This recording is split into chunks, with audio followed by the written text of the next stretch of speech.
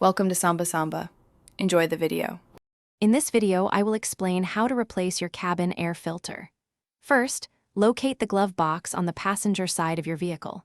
Gently press in on the sides to release the stops, allowing it to swing down completely. This will give you access to the filter housing behind it. Make sure you have a small screwdriver or a trim removal tool handy, as you might need it for some clips. It's a straightforward process that anyone can do. Once the glove box is fully open, you'll see a rectangular housing, often with clips or tabs. Carefully unclip these to remove the cover. The old cabin air filter will now be visible inside.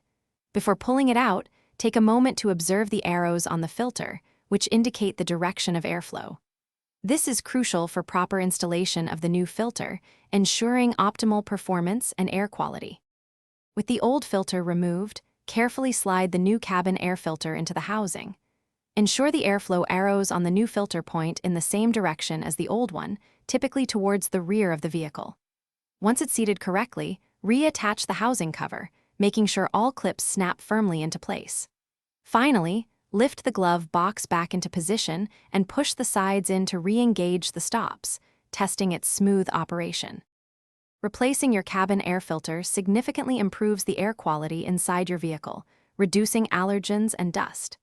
It also helps your heating and air conditioning system run more efficiently, potentially saving you on fuel costs.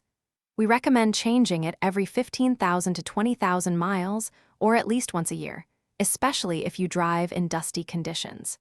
And hey, while you're checking the description for other great deals, take a look at the link for Darn Tough Socks. They come with a lifetime warranty. Thanks for watching. Consider subscribing if we helped you.